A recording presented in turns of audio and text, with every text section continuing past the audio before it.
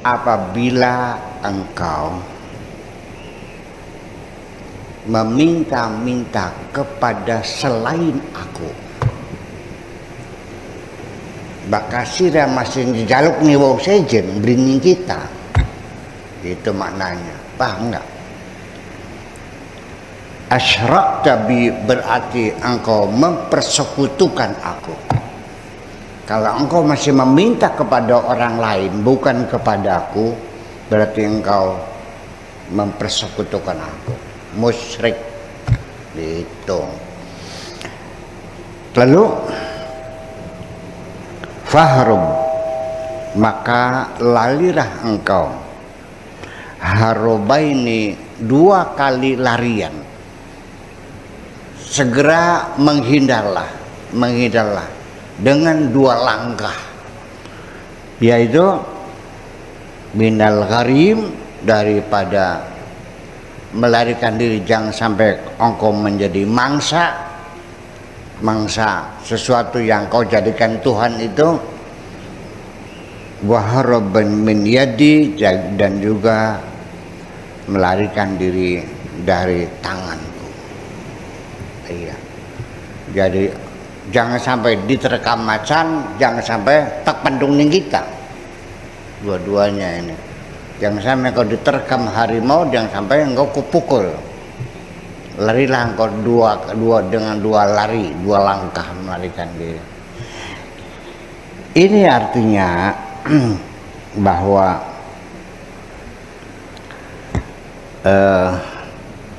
meminta sesuatu ini kan untuk makomnya orang yang sudah dinobatkan menjadi kekasih Allah.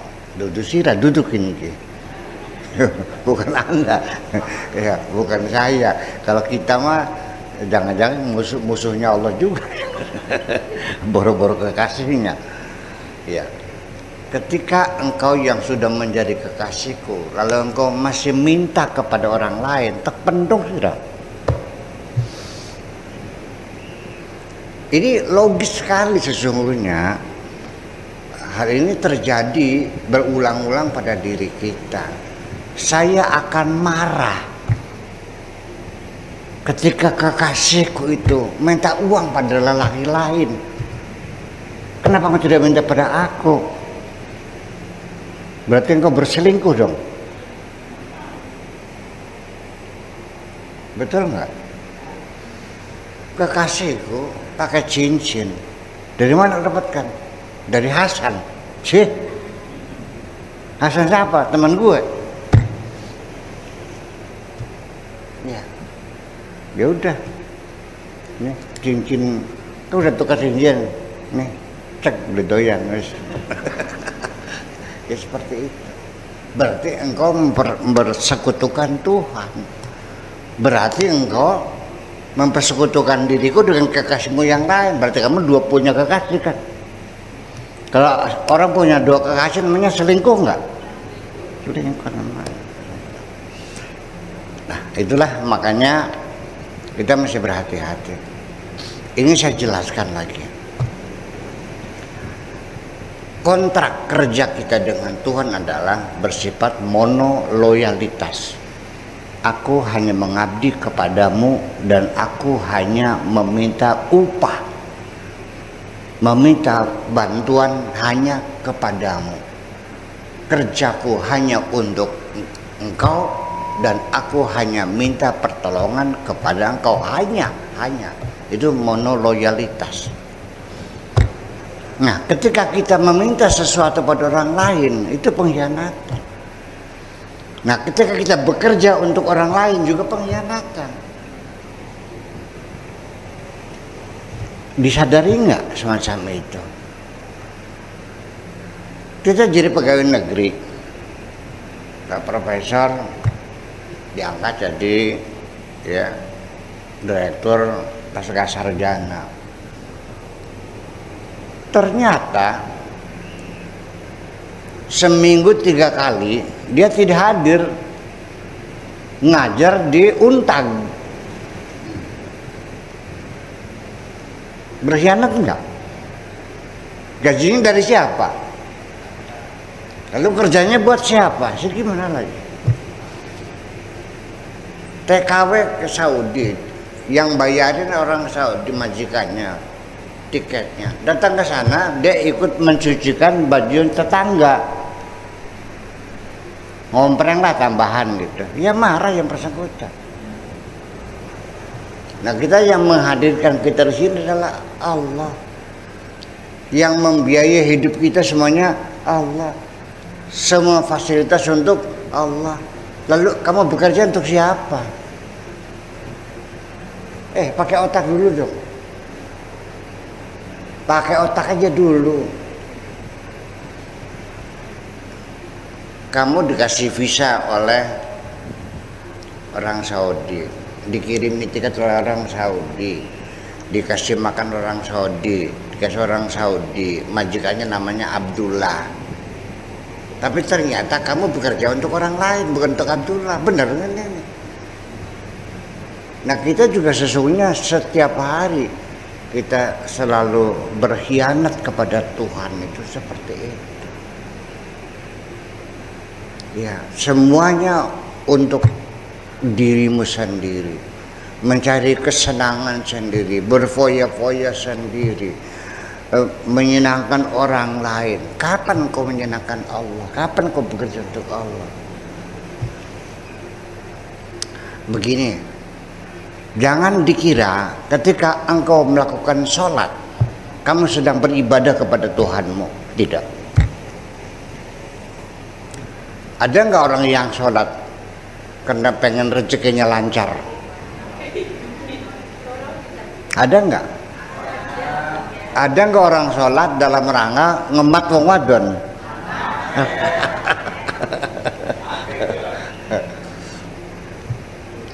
Ada nggak orang yang puasa kepengen sakti?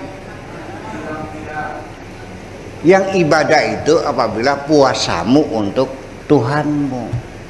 Namanya ibadah itu kalau sholatmu untuk Tuhanmu. Nah, profesor juga ketika datang di kantor, dia duduk sebagai seorang direktur pasca sarjana. Itu tergantung hati Anda.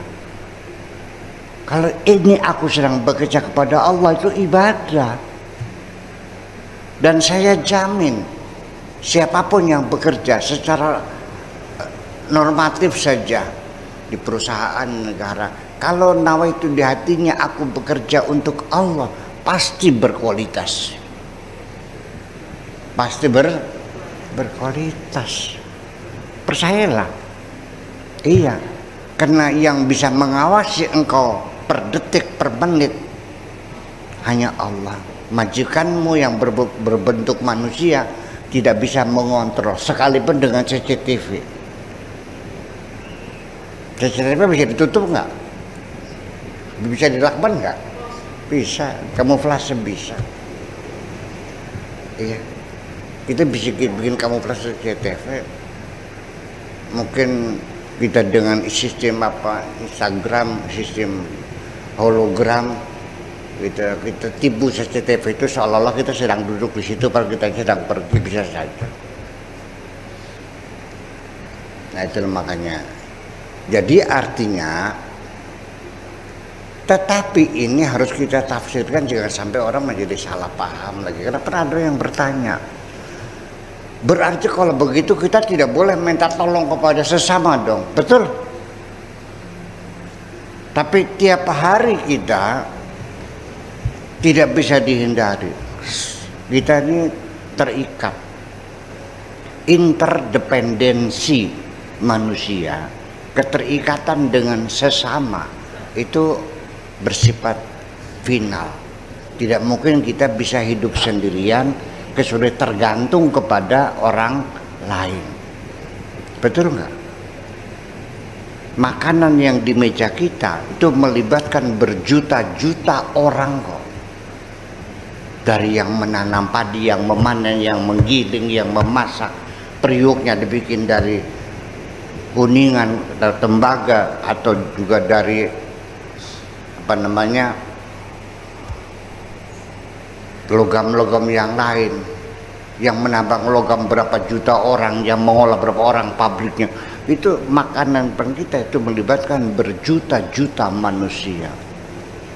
Kita nggak bisa bikin pesantren sendirian. Ya harus ada Pak Afkarnya, harus ada Miftahnya, harus ada Kang Benunya, harus ada Kang Mamannya. Nggak bisa sendirian. Itu tidak termasuk dalam wa iyyaka nasta'in, tidak bertentangan. Karena ketika kita sesama manusia minta pertolongan, saya bangun pondok, ini Buya yang bangun, salah yang bangun tukang bukan saya. Saya tinggal tuding. Yang capek siapa? Tukang. Yang masang batas siapa? Yang ngecat siapa?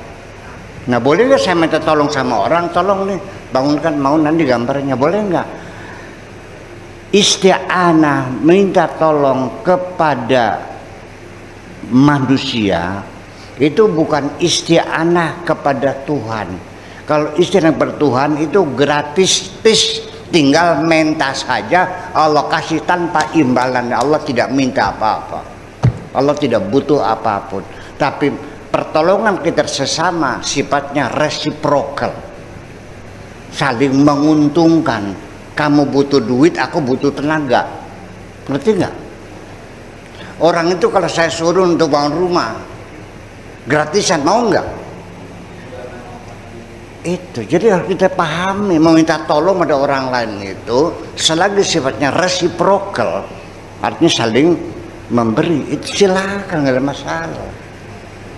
Kecuali hanya beberapa orang yang memang dititipi oleh Allah, seperti seorang ibu yang dititipi kasih sayang, maka ketika dia menolong anaknya pasti tidak akan minta imbalan apapun. Ada nggak seorang ibu yang nagih sama anaknya? Mana?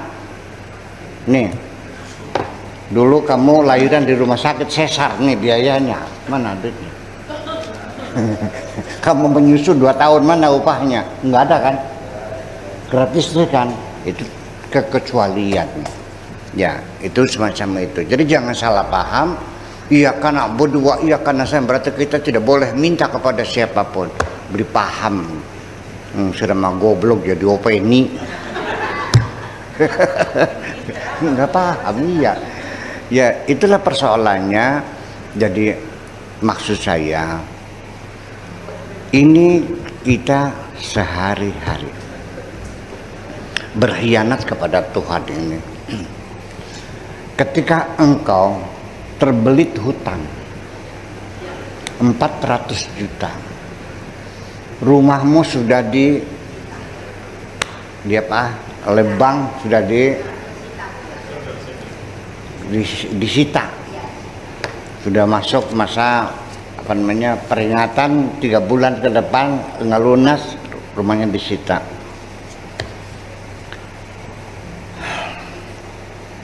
Apa yang kau lakukan? Coba silakan telusuri pikiranmu. Engkau panik, mengingat-ingat teman-temanmu yang pernah kau berikan kebaikan kepada mereka. Barangkali bisa menolong aku. Ponakanmu yang jadi direktur utama di Jakarta, kau hubungi semuanya, betul nggak? Mertua merengek, tolong mah. Iya, pinjam amprah di bank lagi, minta pinjam sertifikatnya untuk nutupi ini. Betul nggak? Ketika teman-teman menolak, paman menolak, adik menolak, mertua menolak, baru terakhir baru kamu minta kepada Allah ke Sunan Gunung Jati sambil puasa. Terjadi nggak begitu? Terjadi nggak? Jadi kapan kamu minta kepada Allahnya? Nanti terakhir setelah gagal semua, Gusti Allah mateit. Tahu teit? Sebagai cadangan lah. Kalau tentara mah tentara cadangan, kalau sudah habis baru maju tentara cadangan. Ya Allah ya Rabbi, apa itu bukan penghinaan? kamu saja bagi-bagi makanan, nanti sisanya buat Buya Sakur, bener beli. Ini sudah salah semua. Jadi selama ini tolong dong jangan pernah ngerasa bener, itu aja kok. Kalau kamu pengen bener, keburu ngerasa bener, kamu sudah nggak bener. Karena orang bener itu tidak pernah ngerasa bener kok. Nabi Muhammad orang yang dijamin bener, tapi sehari bertobatnya 100 kali. Ya kenapa? Ya ayyuhannas tubu ilallah fa inni atubu ilallah fil yaumi mi'ata marrah. Wahai manusia, bertobatlah kepada Allah, aku ini sehari bertobatnya 100 kali. Nah sekarang saya bertanya, Nabi Muhammad bertobat sehari 100 kali. Ini tobat formalitas, tobat enda-enda, apa tobat beneran? Jujur aja. Apa pura-pura? Ya enggak dong. Jadi beneran? Ya beneran, masa pura-pura? Masa Nabi Muhammad berpura-pura dengan Tuhannya? Itu buat beneran. Dari mana? Ya karena dia selalu merasa berdosa, selalu merasa bersalah. Itu menjadi persoalan. Artinya bahwa ketika dia seorang nabi seperti Nabi Sulaiman, hanya karena malam itu tidak berzikir kepada Allah, yang dipikirin kuda yang ada di stabelnya, apa yang ada di kandangnya, langsung ditegur oleh malaikat. Sudah lupa, nggak zikiran lagi, ngeling-ngeling jaran bae,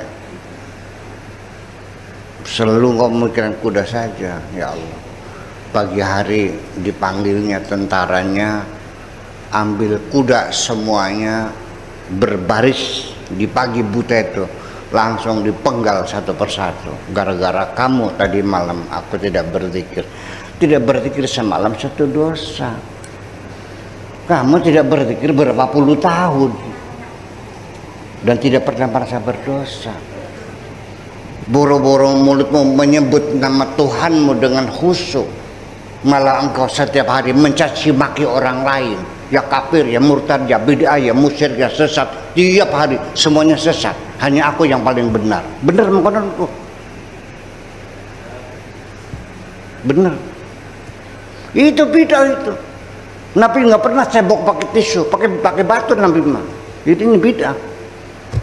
Ini bid'ah. Kalau bid'atin, wa kalau dalatin, neraka. Akulah yang ahli surga. Setiap hari begitu. Benar begitu tuh. Kalau berzikir subhanallah, ada pahalanya kan? Kalau kafir, musyrik, ada pahalanya enggak? Pikiran aja kafir, musyrik, bidah segimana lagi? Yang disebut berulang-ulang namanya berzikir, begitu enggak? Itu kafir, bid'ah, musyrik, itu berzikirnya kan gitu. Ya, saya doakan mudah-mudahan dapat pahala. Ya semacam itu kira-kira. Ini sehari-hari kita melakukan pelanggaran-pelanggaran dan tidak pernah merasa bersalah. Ini ukurannya kekasih ya Pak Profesor, ini ukurannya untuk seorang kekasih. Menuntut, meminta mutalabatan. Ya, in ja'alta li ghairi mutala'alaika mutalabatan, ketika kau meminta sesuatu, ya seorang kekasih mah sekalipun ditawarin, minta apa? Ud'uni astajib lakum. Seorang kekasih akan mengatakan, sekalipun Tuhan menawarkan, yang sayangku sok minta apa, akan kukabulkan. Seorang kekasih akan mengatakan, aku tidak minta apa-apa bang, aku hanya minta cintamu saja. Itu kekasih. Berlian tah? Iya. Emas tah? Iya. Sendal iya. Mobil iya. Wah yang ngeret namanya itu. Seorang kekasih itu Pak Profesor ya tidak minta apapun dari yang dicintainya kecuali minta kemesraan. Betul enggak? Ya iya dong. Maka seorang waliullah itu sudah termasuk orang ya dapat saya pastikan ya sudah nggak minta apa-apa kok. Paling-paling hanya minta ridhonya aja kok. Betul enggak? Dan siap menerima apapun yang diberikan oleh Allah, itu seperti itu. Ini untuk orang yang sudah menjadi kekasih. Maka kalau Anda ingin menjadi seorang kekasihnya Allah, saya doakan mudah-mudahan terkabul. Tapi sebelum tercapai yang kekasih Allah, aku peringatkan, warning, awas hati-hati. Sekecil apapun kesalahanmu, ditampar kamu. Iya, nggak ditunggu besok, nggak ditunda kiamat, sekarang hukumannya, mumpung di dunia.